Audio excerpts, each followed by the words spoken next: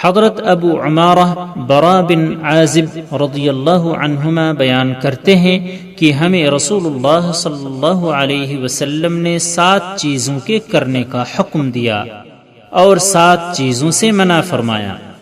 ہمیں حکم فرمایا مریض کی مزاج پرسی کرنے کا، جنازوں کے پیچھے چلنے کا، چھینک کا جواب دینے کا، قسم اٹھانے والے کی قسم کو پورا کرنے کا، مظلوم کی مدد کرنے کا، دعوت کرنے والے کی دعوت قبول کرنے کا، اور سلام کو پھیلانے کا یعنی بکثرت السلام علیکم کہنے کا۔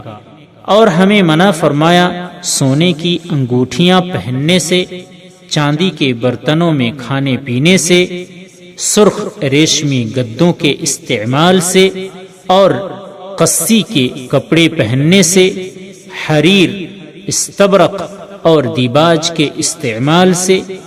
یہ تینوں ریشمی کپڑوں کی قسمیں ہیں۔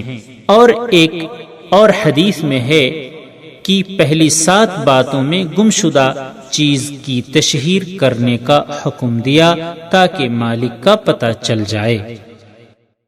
سبسکرائب کیجئے ہمارے چینل اور دبائیے بیل کا آئیکن تاکہ آپ کو ریگولر نوٹیفیکیشن اپڈیٹس مل سکے۔